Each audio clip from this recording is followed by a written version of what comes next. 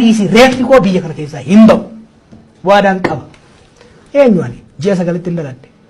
ijoollee sabiyyii ijoollee xixiqqoo wareegamte diina nu dhaabatte wareegamsaniin adda miti ani I am proud biyya kana jiraachuu kiyyatti gammachuu gaariin qaba qilleensa biyya kana irratti ummata kiyya jidduutti umrii xiyya hanga hafte beekumsa qabu dandeettiin qabu ummata Oromootu Oromiyaa ummata biyya kana gargaaruun barbaada kanammoo abbaan fedhe ija babaase amma addatti rasaasoo kan qaban taate ijan libsadhu I will be happy koflan du'a malee biyya kana bineensatti dhiifnee biyya keenya deemna